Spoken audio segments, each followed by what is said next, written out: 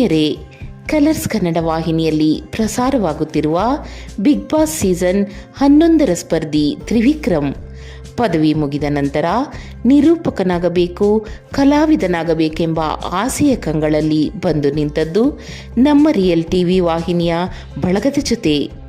ಮೊದಲಿಗೆ ಕ್ರೀಡಾಪಟುವಾಗಿ, ನಂತರ ನಿರೂಪಕನಾಗಿ, ಕಲಾವಿದನಾಗಿ, ಈಗ ರಿಯಾಲಿಟಿ ಶೋಗಳಲ್ಲೇ ಮೊದಲ ಸ್ಥಾನದಲ್ಲಿರುವ ಬಿಗ್ ಬಾಸ್ ಸ್ಪರ್ಧಿಯಾಗಿದ್ದಾರೆ.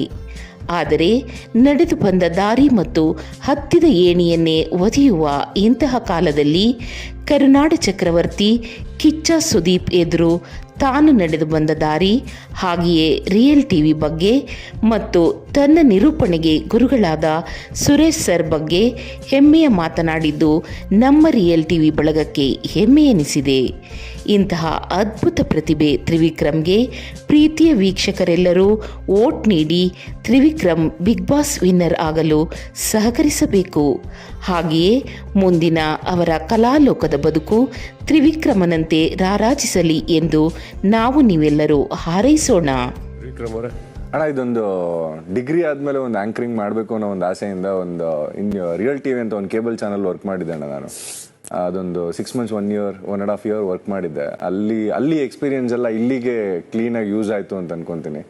ಸುರೇಶ್ ಸರ್ ಅಂತ ಅವ್ರು ನನಗೆ ಹೇಳ್ಕೊಟ್ಟಿದ್ದಂಥ ಅಷ್ಟು ವಿಷಯಗಳು ಇಲ್ಲಿ ತರೋದಕ್ಕೆ ಈಸಿ ಆಯ್ತಣ್ಣ. ಸೊ ಅದೆಲ್ಲದು ಇಲ್ಲಿಗೆ ಔಟ್ಪುಟ್ ಆಗಿ ಬಂದಿದ್ದು ತುಂಬ ಖುಷಿ ಇದೆ ಅಣ್ಣ.